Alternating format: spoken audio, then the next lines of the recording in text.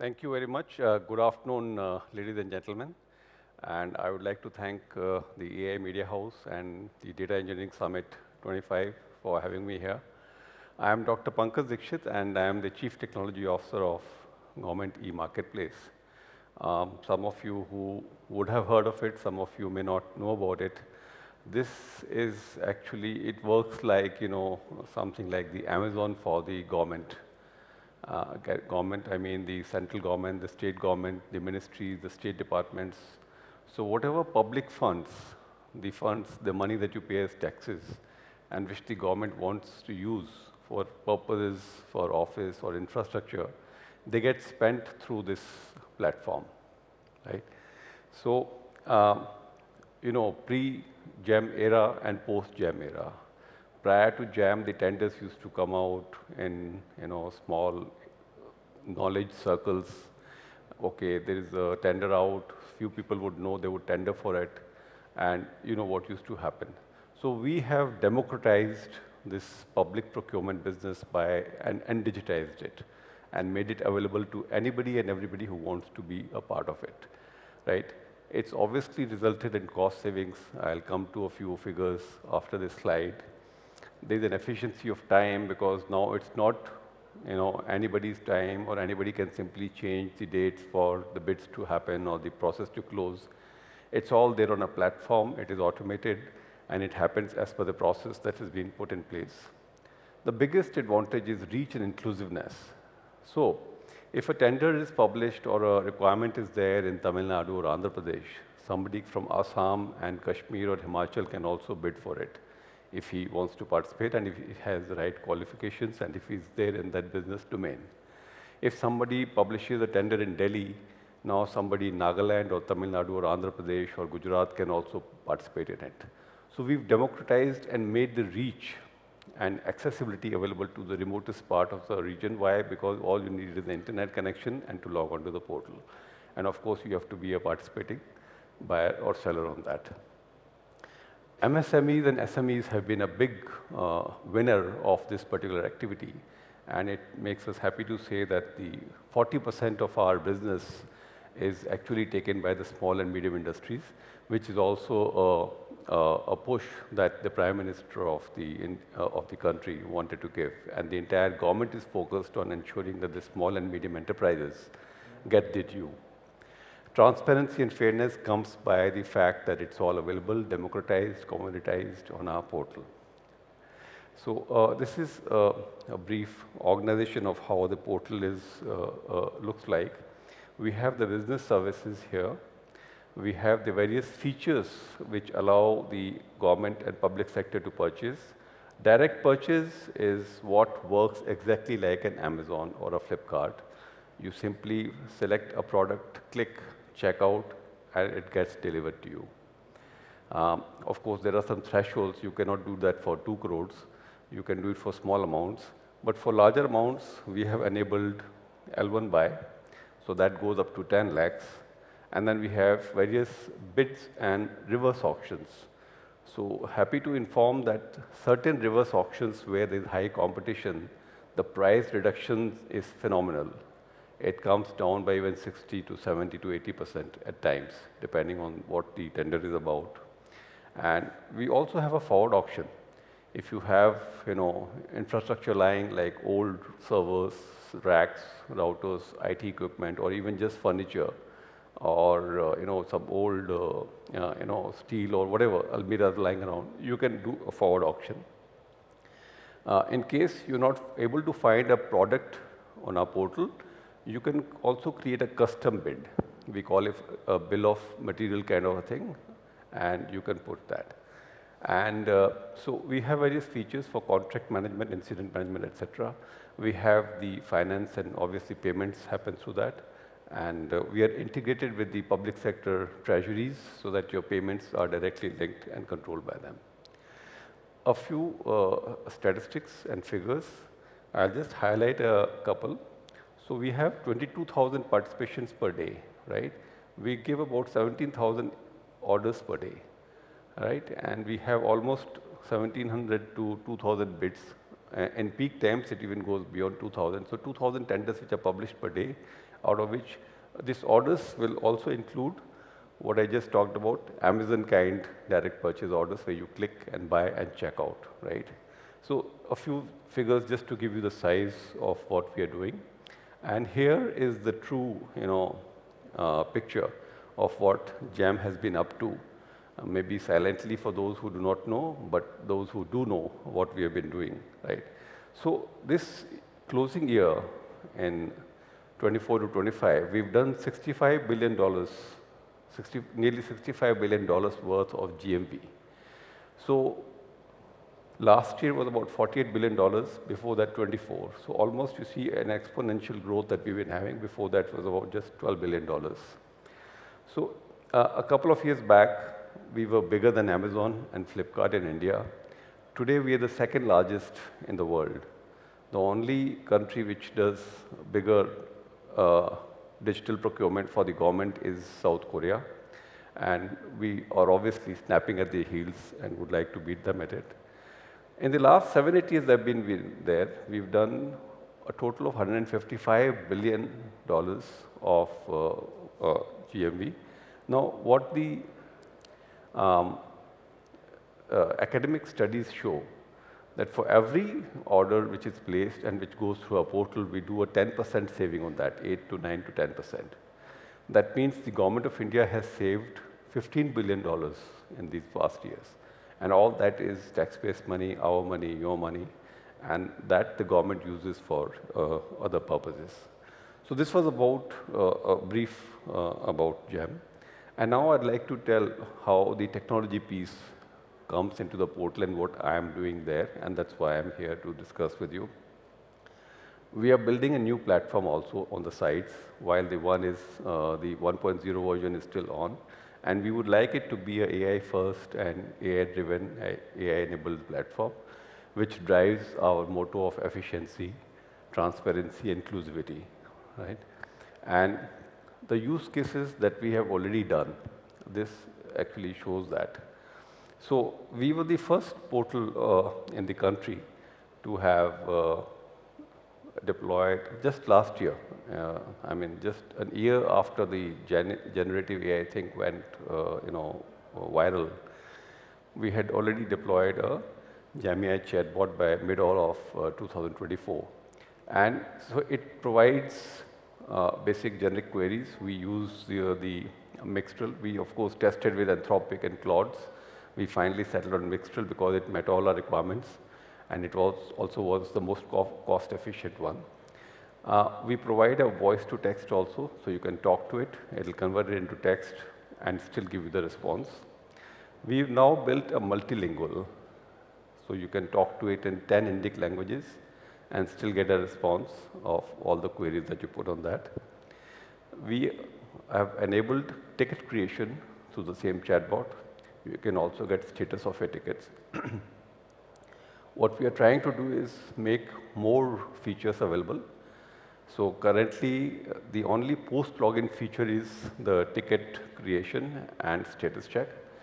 But now with the post-login feature enabled, we would like to also make available information and details like what are my orders, what are my incidents, where is my brand or OEM approval pending, etc., etc. Now, it always happens that in certain kinds of cases, you may not be very satisfied with the responses you're getting, and it's becoming repetitive. So we want to have a threshold of either the number of queries or a certain amount of time that has passed. Then we want that conversation or communication to actually go to a human. So we are also working on an agent handover, that after this threshold is crossed, there'll be a human at the end of the chat engine talking to this particular user and trying to address his queries and responses. We have a very large customer center which has about 400 agents, and the next use case that we want to address is by eliminating the incoming calls being handled by humans. So we've all experienced that. I'm sure all of you would have seen the banks are using that. It's not very good. My personal experiences with the banks and other AI engines with the voice is not very good. That's why we've not gone live immediately, because we would like to put up a quality product out there. So once we are satisfied with that is when we will try to migrate it from the human to the AI-based IVRS. We've already done some POCs on conversational VIs and some graph creations and reports. I will come to that in a couple of minutes. We are already using generative AI for code analysis and code generation. Why code analysis? Because there is continuous attrition in teams. Documentation, even though you try to enforce, never is that accurate. It's not that complete. So we are using this for understanding what a piece of code does or the complete set of functions do. It is very helpful to our development teams, and our time to market is much faster using this. And secure code generation, and for new code generation also. Now, I'd just like to, for those who might like, that this was the journey we crafted for ourselves last year, and this is what, so like I said, we started in May of 2024 last year. We did a POC, showed it to the Commerce Secretary. He approved the whole thing, and by April 25, we've reached here. And like I said, we would like to end this journey of customer support using AI with the AI engine for the IVRS. This is a small video. Will it play? This is a PDF. Okay, I don't think. Anybody from the tech? Okay, maybe I can put that up after the end of the thing. We all understand, whoever is using AI nowadays, you can't simply take a LLM-based generative AI chatbot and start querying them on whatever is out there. So we have obviously got to create a RAG and a knowledge base or a storehouse where the LLM is pointed to and only responds to the queries that you want, because it has to be contextual to the context of GeM. And hence, we had to do this activity. And we have put guardrails in the RAG also. So if you see these, we always have people who try to game the system, who try to enter mischievous queries. And sometimes the LLM may not be accurate, so you have to put an output guardrail also, right? So input guardrails are there to prevent any non-contextual questions from coming up. Let's say, for example, someone asks a political question, so it will not be allowed. And output guardrails to ensure that the query which is going out is within the context to what is being asked. These were important. Why? Because we are representing the government and the public sector, and we would like the public to have confidence in what we are doing. And that's how we actually handled it.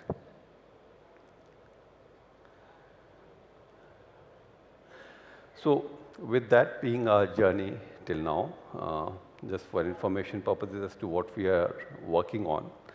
So we have all probably, we are aware of business intelligence, business analytics, and dashboards and reports and ETLs, etc. So it's a very complex process. You have a lot of database administrators, and you have a team of database experts who write queries and try to get the answers you want. Now, what AI can do, that complete back-end work, is what we have seen is possible, and that's what we are working for. So instead of having a huge DB team with experts and etc., we would like to give this query interface to the leadership, the CXOs or the top management, and we simply ask what you want, either by means of a voice or by texting it. So for example, give me the last 3 months of top product sold and at what cost price and from what region. You give that query. You don't have to wait for it to come after a day or 2 days, because the DB team is working with it. The AI engine will be able to do the back-end work for you and give it to you in a certain amount of time based on what compute and infrastructure you have behind, right?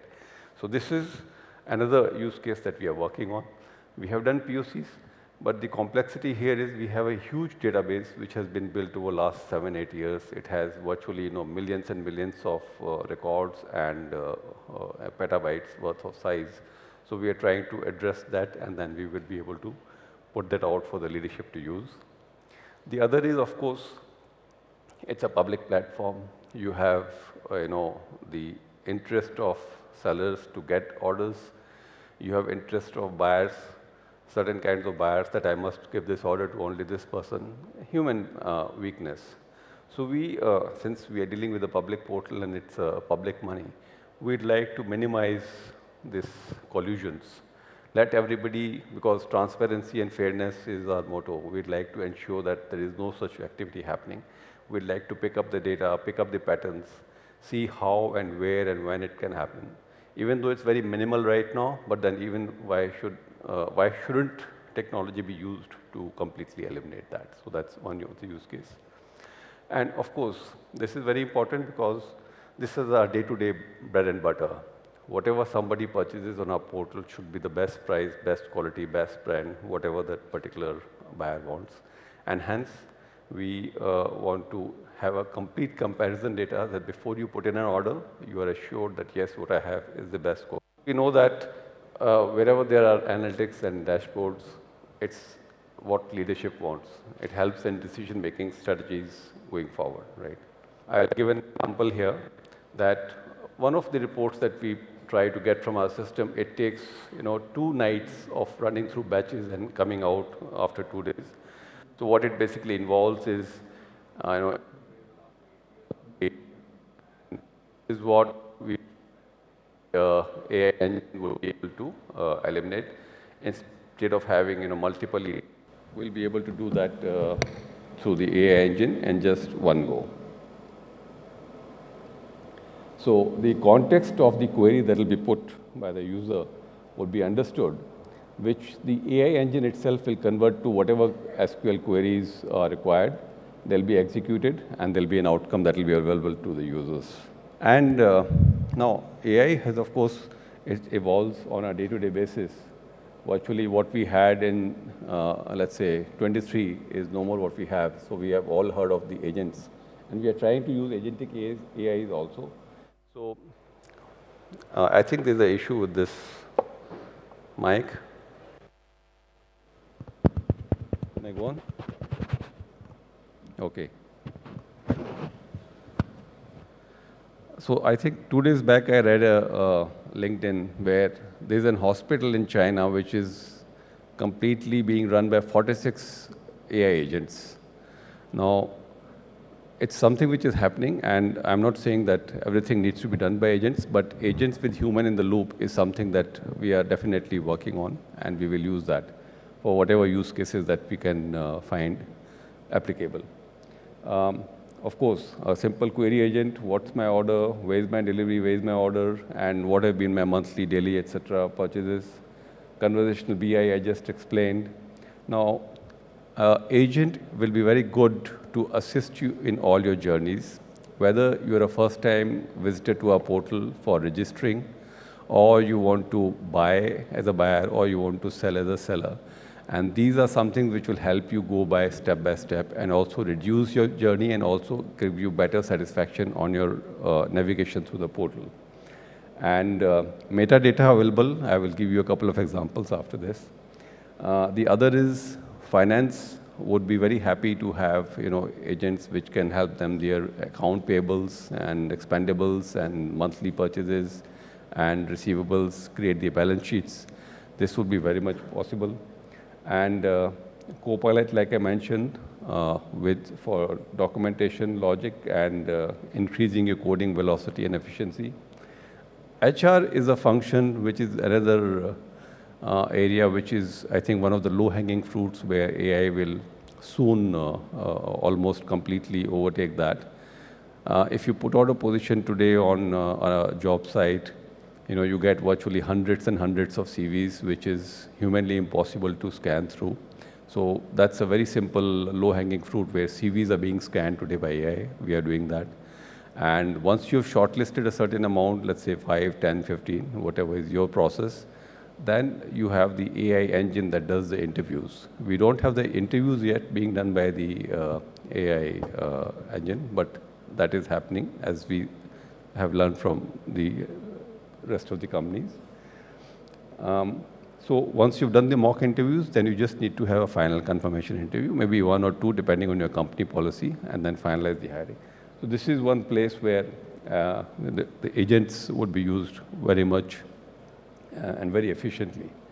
Performance evaluation, yes.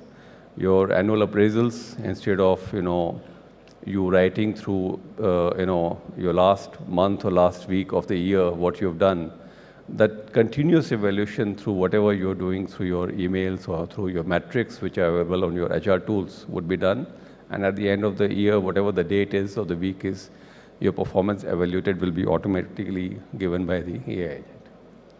Now, there are more complex AI opportunities that we are exploring. Data management, like I mentioned, we have a huge amount of data, and we would like that to be managed. Also, because we are planning a migration from our GeM 1.0 to GeM 2.0, as we like to call it. 2.0 is what we are building.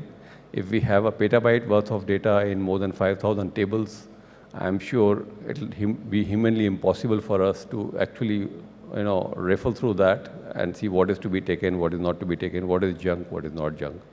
That is the biggest biggest opportunity for us to use AI, and we're already doing that. Wherever you have data pipelines, how to prune them, how to extract the metadata, and how to actually use the business data. Standard templating is something which all of us do, whether it's a passport form or whether it's a driving license form or whether it is a bid on our platform.